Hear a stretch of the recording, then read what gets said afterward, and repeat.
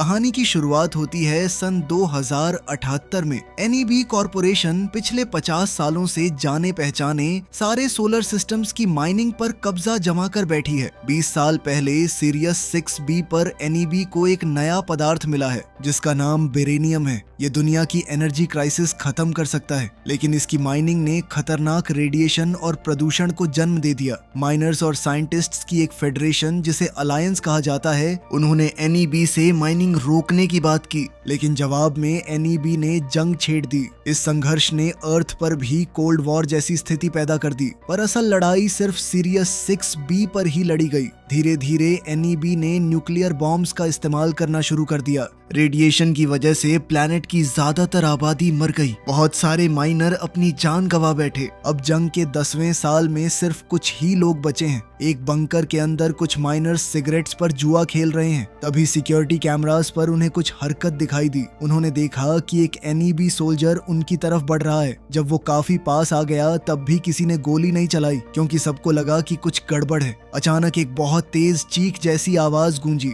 जमीन के नीचे कुछ बहुत तेजी से हिलता हुआ दिखाई दिया। सोल्जर ने तुरंत अपनी बंदूक से उस पर फायरिंग की, लेकिन एक के बाद एक कई और जीव रेत के नीचे से निकल आए। इन अजीबोगरीब जीवों को स्क्रीमर्स कहते हैं। उनकी चीखने वाली आवाज इतनी तेज है कि सोल्जर के कान तक दर्द करने लगे। वो लगातार गोलियां चलाता रहा, लेकिन स्क्रीमर्स रुकने का नाम नहीं ले रहे हैं। धीरे धीरे उन्होंने उसे चारों तरफ से घेर लिया। तब सोल्जर ने अपनी जेब से एक सिलेंडर निकाला। जैसे ही उसने सिलेंडर दिखाया, एक स्क्रीमर रेत से उछलकर निकला और उसका हाथ काट दिया। फिर दूसरे ने उसकी टांग अलग कर दी। आखिर में स्क्रीमर्स ने मिलकर उसे मार डाला। बंकर के अंदर ये देखकर कुछ लोग रो पड़े और कुछ उल्टी करने लगे। इसी दौरान चक वहां पहुंचा। उसने कहा कि अगर स्क्रीमर्स ना होते तो अलायंस ये जंग कब की हार चुका होता, लेकिन उसे एक बात समझ नहीं आ रही है, एक एनईबी सोल्जर अकेला बंकर के पास क्यों आया। एक माइनर ने अंदाजा लगाया कि शायद वो चाहता है कि लोग उस सिलेंडर को देखें। चक ने सिलेंडर लाने का फैसला किया। उसने अपनी कलाई पर पहना हुआ ब्रेसलेट चालू किया जो स्क्रीमर्स को दूर रखता है, और बंकर से बाहर निकल गया। जब तक वो पहुंचा, सोल्जर की कटी हुई टांग रेत के नीचे घसीटी जा चुकी है। कुछ ही पलों में पूरी लाश भी रेत के नीचे गायब हो गई। जब स्क्रीमर्स उसका कटा हुआ हाथ भी ले जाने लगे,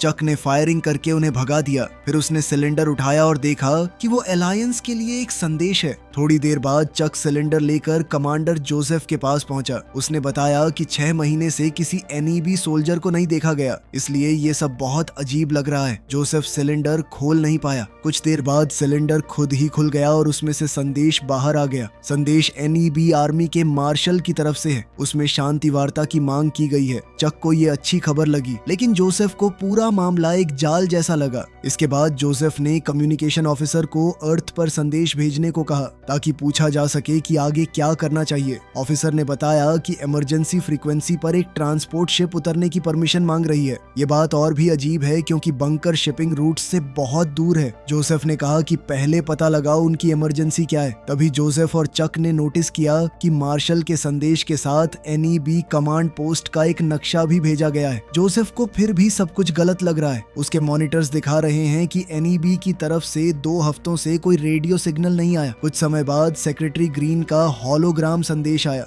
उसने बताया कि एनईबी ने सीज फायर मांगा है और शायद जंग खत्म होने वाली है। एक दूसरे प्लेनेट पर पेरिनियम नाम का एक दूसरा एलिमेंट मिल गया है जो रेडिएशन पैदा नहीं करता, इसलिए एनईबी वहां माइनिंग शुरू कर सकती है। लेकिन तभी हॉलोग्राम टूटने लगा। रेडिएशन से भरे डस्ट स्टॉर्म ने सिग्नल में रुकावट पैदा कर दी। कुछ बटन्स दबाने के बाद तस्वीर वापस आई, लेकिन संदेश का एक हिस्सा खो गया। जो हिस्सा सुनाई दिया उसमें ग्रीन कह रहा है कि किसी भी हालत में एनईबी बेस से संपर्क मत करना, वरना शांति की कोशिश खतरे में पड़ सकती है।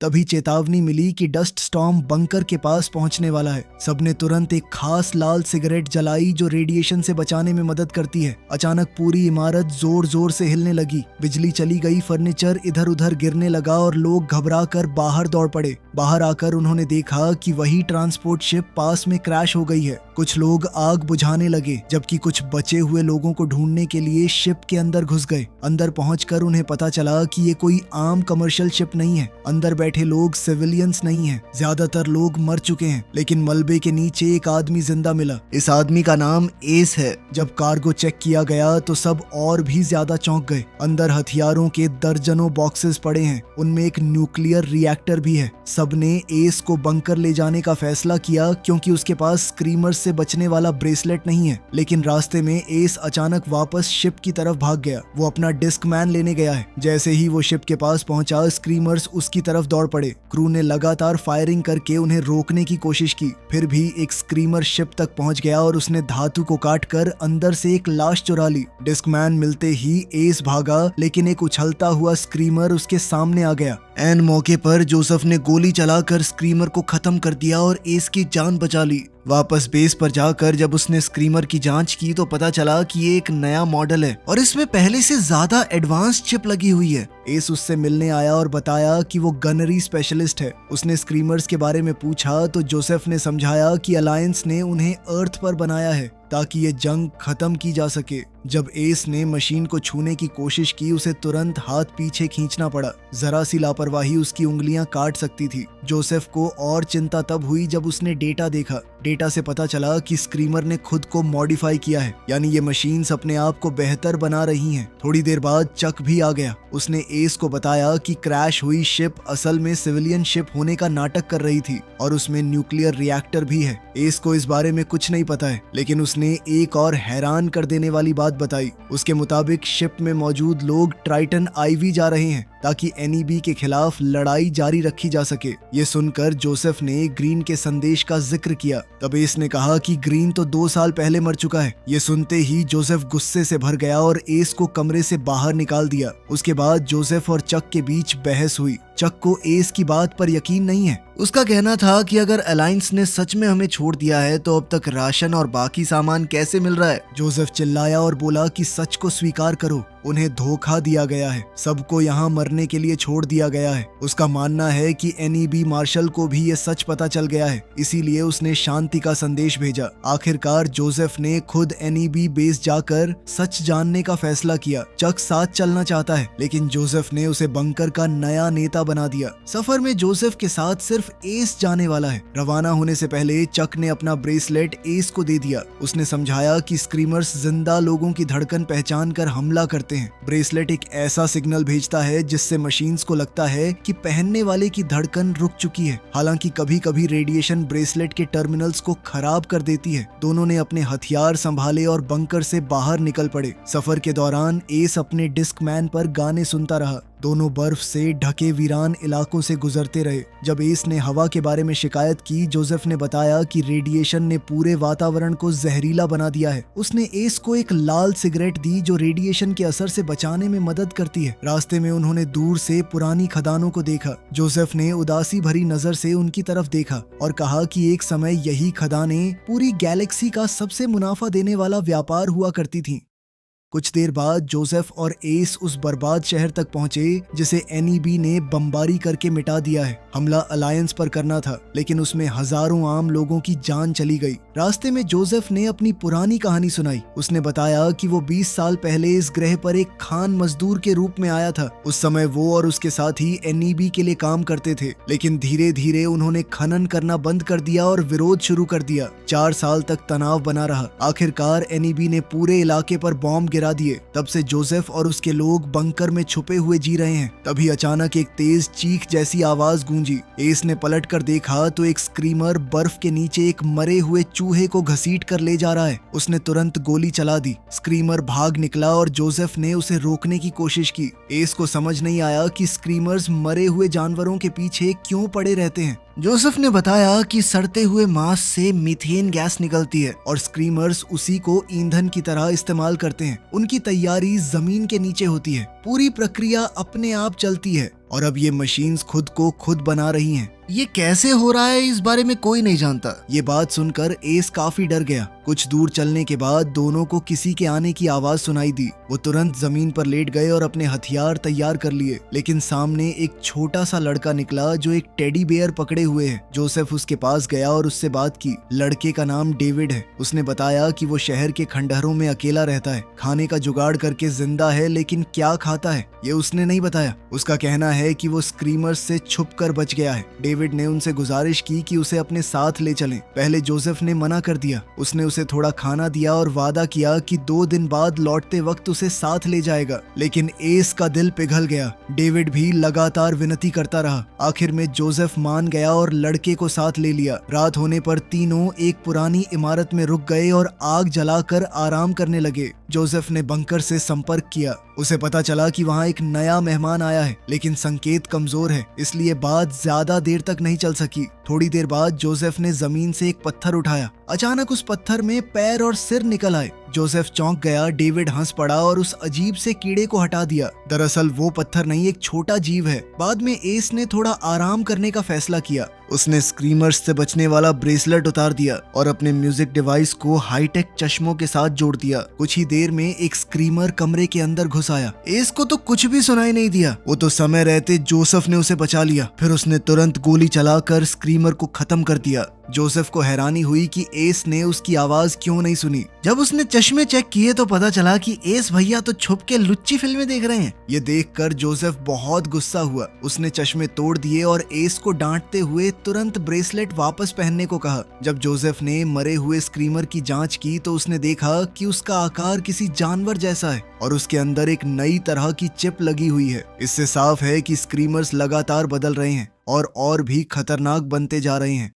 अगली सुबह सफर फिर शुरू हुआ। अब एस के पास म्यूजिक नहीं है, इसलिए वो लगातार बातें करता रहा। काफी देर बाद वो एक पुरानी रिफाइनरी तक पहुंचे। जोसेफ ने आसपास दुश्मनों को ढूंढने की कोशिश की। तभी अचानक छिपकर बैठे कुछ सैनिकों ने डेविड पर गोली चला दी। सब दौड़कर उसके पास पहुंचे, लेकिन उसका घाव देखते ही सबके होश उड़ गए। उसके शरीर के अंदर मांस और खून नहीं, बल्कि मशीन के पुर्जे हैं। सच सामने आ गया। डेविड कोई इंसान नहीं है, वो एक नई पीढ़ी का स्क्रीमर है। जोसेफ ने उसके अंदर लगी चिप निकाल ली। जैसे ही चिप बाहर आई, डेविड ने जोर जोर से चीखना शुरू कर दिया। एस ने तुरंत उस पर निशाना साध लिया, लेकिन डेविड ने बिजली की रफ्तार से बंदूक पकड़ ली और गोली का रुख बदल दिया। इस दौरान उसका एक हाथ उड़ गया। तब 2 NEB सैनिक सामने आए। उनके नाम बेकर और रॉस हैं। उन्होंने बताया कि स्क्रीमर्स अब बहुत चालाक हो चुके हैं। वो बच्चों का रूप लेकर खुद को मासूम दिखाते हैं ताकि बाकी इंसान उन्हें बेस तक ले आए। फिर मौका मिलते ही वो सबको मार देते हैं। रॉस को शक हुआ कि जोसेफ जानबूझकर डेविड को साथ लाया है, लेकिन जोसेफ ने कसम खाकर कहा कि उसे सच्चाई का बिल्कुल पता नहीं है। फिर उसने शांति का संदेश उन्हें दे दिया। बेकर ने संदेश पढ़ा और जोसेफ और एस को बंकर ले जाने का फैसला किया। रॉस इस बात से खुश नहीं है, लेकिन उसकी बात नहीं सुनी गई। सब लोग हवा के रास्ते वाली सुरंगों का इस्तेमाल करके इमारत के अंदर घुस गए। अंदर पहुंचते ही जोसेफ ने अपने बंकर से संपर्क करने की कोशिश की।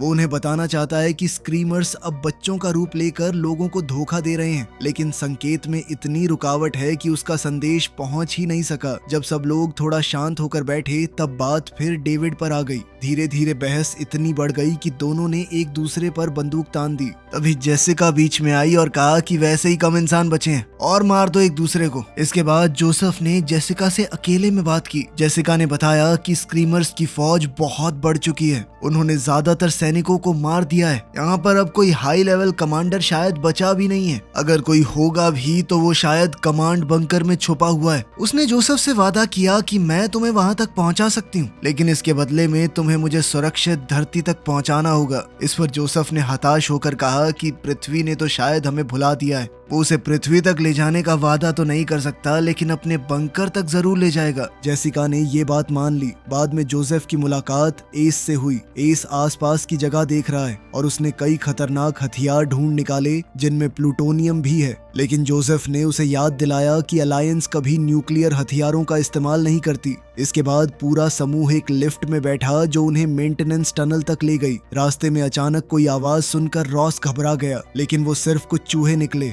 बेकर ने उसका मजाक उड़ा दिया। कुछ दूर चलने के बाद उन्हें छत में एक लोहे की जाली मिली। जैसे ही उसे खोला गया, एक लाश ऊपर से नीचे आ गिरी। सबने उसी रास्ते से अगले तल पर पहुंचने के लिए जाली का इस्तेमाल किया और फिर एक सीढ़ी चढ़कर कमांड सेंटर तक पहुंच गए। अंदर का दृश्य देखकर सबके होश उड़ गए। हर तरफ खून ही खून है, लेकिन एक भी जिंदा इंसान नजर नहीं आया। ये देखकर रॉस टूट गया। उसे लगने लगा कि अब बचने की कोई उम्मीद नहीं है। गुस्से और डर में उसने टेबल पर रखी चीजें इधर उधर फेंकनी शुरू कर दी। जोसेफ ने उसे रोकने के लिए हवा में गोली चला दी और एस को आदेश दिया कि अगर रॉस ने फिर शोर मचाया तो उसे गोली मार देना।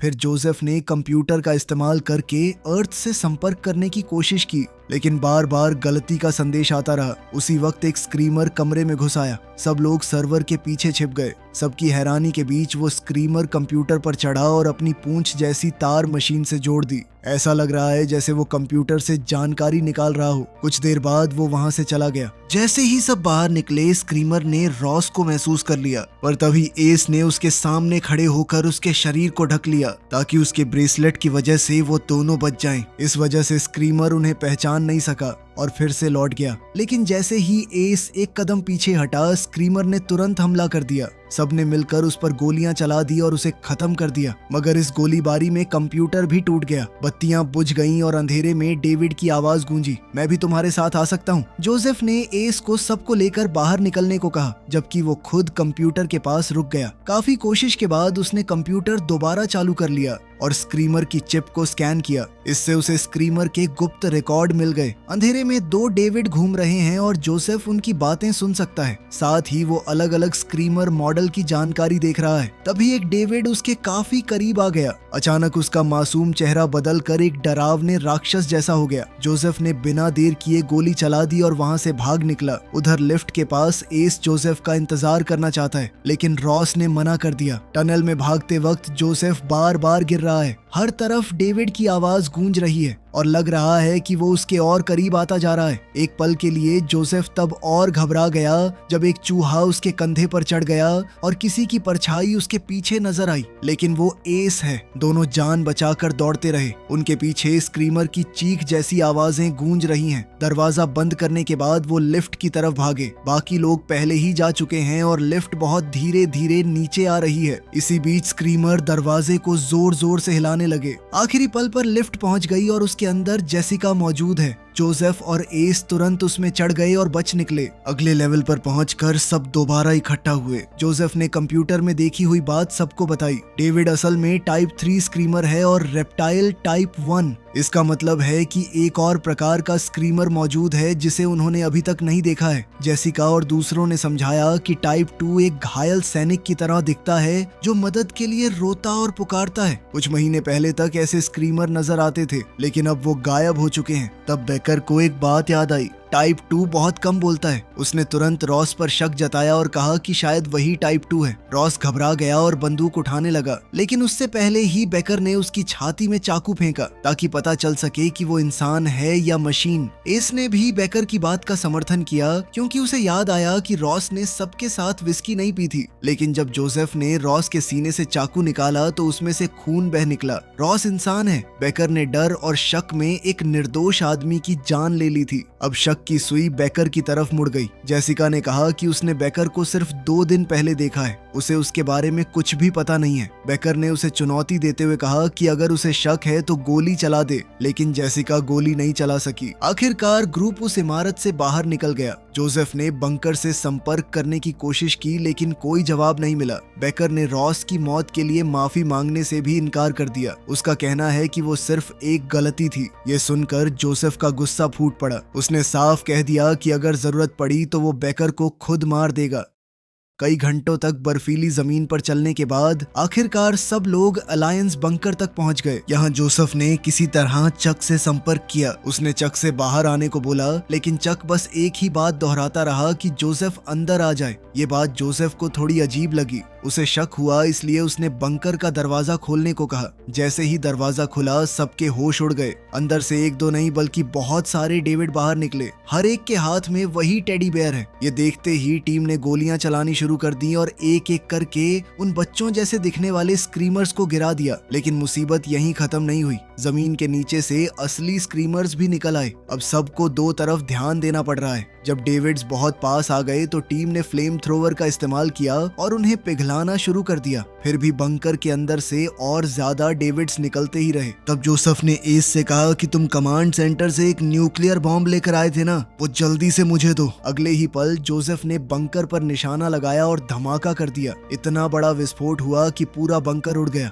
और धमाके की ताकत से सब लोग बेहोश हो गए। सुबह एस की आंख खुली, उसने बेकर की आवाज सुनी जो मदद मांग रहा है। एस तुरंत उसकी तरफ दौड़ा, लेकिन जैसे ही वो पास पहुंचा बेकर ने सच बता दिया, वो इंसान नहीं एक स्क्रीमर है। उसने एस को जोर से पकड़ लिया और अपनी ताकत से उसे कुचल दिया। जब तक जोसेफ होश में आया तब तक एस मर चुका है। बेकर ने उसकी लाश को एक तरफ फेंका और जोसेफ पर हमला कर दिया। जोसेफ ने गोली चलाकर बेकर के चेहरे का एक हिस्सा उड़ा दिया, लेकिन उस पर कोई खास असर नहीं पड़ा। इसी बीच जोसेफ को ज्यादा ताकतवर गोलियां मिल गईं। इस बार उसने बेकर पर फिर से गोली चलाई और उसका शरीर 2 टुकड़ों में फट गया। इसके बाद जोसेफ ने जेसिका को बताया कि अलायंस का एक इमरजेंसी एयरक्राफ्ट पहाड़ों में छुपा हुआ है। अगर वो उसे ढूंढ लें तो धरती पर लौट सकते हैं। रवाना होने से पहले जोसेफ ने बेकर के अंदर लगा एक चिप निकाला। उस पर कुछ ऐसे शब्द लिखे थे जो वो पहचान नहीं पाया। जब जेसिका ने चिप देखने को कहा तब जोसेफ ने अचानक उसके हाथ पर छुरी से हल्का सा काट दिया। जख्म से खून निकला। ये देखकर जोसेफ को यकीन हो गया कि जेसिका इंसान है। उसने तुरंत उसका हाथ बांधा और माफी मांगी। उसने कहा कि उसे पक्का करना जरूरी है कि वो स्क्रीमर नहीं है। फिर दोनों एक दूसरे के करीब आए और एक दूसरे को किस किया। अब दोनों ने मिलकर स्पेसक्राफ्ट की तलाश शुरू की। ठंड बहुत खतरनाक है। एक वक्त ऐसा भी आया जब जेसिका ने हार मान लेने की बात कही, लेकिन जोसेफ ने उसे हिम्मत दी। उसने कहा कि अब उसके पास जेसिका के सिवा कोई नहीं बचा और वो उसे घर ले जाने का वादा कर चुका है। काफी देर बाद जोसेफ को बर्फ के नीचे एक कंट्रोल पैनल मिला। उसने बटन दबाया और पहाड़ के अंदर छुपा एक बड़ा दरवाजा खुल गया। दरवाजे के पीछे एक गुप्त भंडार है जहां इमरजेंसी स्पेसक्राफ्ट रखा हुआ है। जेसिका नीचे जाने वाले लिफ्ट से व्हीकल पिट की तरफ चली गई, जबकि जोसेफ ने सिस्टम चालू करने की कोशिश की, लेकिन कोई बटन काम नहीं कर रहा है। इसलिए वो सीढ़ियां चढ़कर ऊपर गया और पावर बॉक्स खोलकर तार ठीक करने लगा। जैसे ही उसने तार जोड़े एक काउंटडाउन शुरू हो गया। तभी किसी ने पीछे से आकर जोसेफ को जोर से मुक्का मारा। जोसेफ ने ऊपर देखा और हैरान रह गया। उसके सामने चक खड़ा है। चक ने उसका हथियार दूर फेंक दिया और बोला कि हर किसी को अकेला मरना चाहिए। इतना कहकर उसने जोसेफ को किनारे से नीचे धक्का दे दिया। खुशकिस्मती से जोसेफ क्रेन को पकड़कर लटक गया और बच गया, लेकिन चक भी उसके पीछे आ गया। तब सबसे बड़ा राज सामने आया। चक ने बताया कि वो भी एक स्क्रीमर है। टाइप 2 स्क्रीमर्स इंसानों का चेहरा अपना सकते हैं। इसी तरह असली चक और मार्शल को मार दिया गया है। जो संदेश जोसेफ को मिला है वो भी नकली है। दोनों के बीच क्रेन पर खतरनाक लड़ाई शुरू हो गई। चक ने जोसेफ को गिराने की कोशिश की, फिर अपने पैर उसकी गर्दन के चारों तरफ लपेटकर उसका गला दबाने लगा। साथ ही उसकी मरी हुई पत्नी का मजाक उड़ाने लगा। जोसेफ ने जेब से छुरी निकाली और चक को घोंप दिया, लेकिन उससे भी कुछ खास नहीं हुआ। तब जोसेफ ने एक तार छुरी से जोड़ दिया। तेज बिजली ने चक के अंदर एक शॉर्ट सर्किट कर दिया और वो नीचे गिर पड़ा। नीचे गिरते हुए वो जैसे ही सुरक्षा लेजर से टकराया तो उसका शरीर राख में बदल गया।